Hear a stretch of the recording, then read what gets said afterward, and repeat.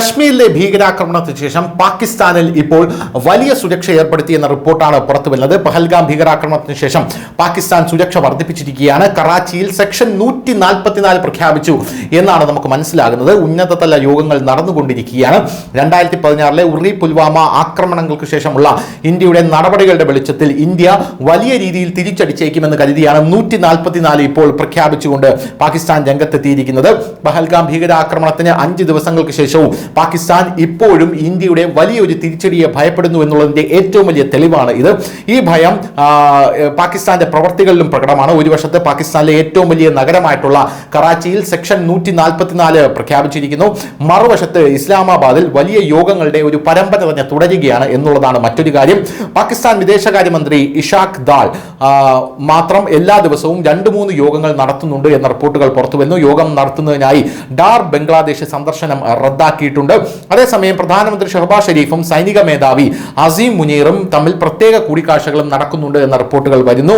Karachi police കമ്മീഷണറാണ് നഗരത്തിൽ section 144 പ്രഖ്യാപിച്ചിട്ടുണ്ടെന്ന് ARY news report ചെയ്യുന്നത്. അടുത്ത 3 മാസത്തേക്കാണ് ഇത് പ്രഖ്യാപിച്ചിരിക്കുന്നതെന്നാണ് പോലീസ് കമ്മീഷണർ പറയുന്നത്. കറാച്ചിയിലെ ആളുകൾ വീടുകളിൽ നിന്ന് പുറത്തിറങ്ങുന്നത് കുറയ്ക്കണമെന്നാണ് പോലീസ് കമ്മീഷണർ പറയുന്നത്. സുരക്ഷ കണക്കിലെടുത്താണ് ഈ തീരുമാനം എന്നുള്ളതാണ് നിലവിൽ പാകിസ്ഥാന്റെ വിശദീകരണം. നഗരങ്ങളിലെ തിരക്ക് കുറയ്ക്കുന്നതിനാണ് സെക്ഷൻ 144 ഏർപ്പെടുത്തിയിരിക്കുന്നതെന്ന് കറാച്ചി പോലീസ് അറിയിച്ചു.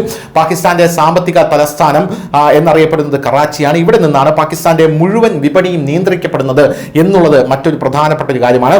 മുസ്ലിം രാജ്യങ്ങളെ ഇതിനിടയിൽ പ്രീണിപ്പിക്കാൻ പാകിസ്ഥാൻ ശ്രമിക്കുന്നു എന്നൊരു റിപ്പോർട്ട് മറുവശത്ത് പുറത്തു വരുന്നു.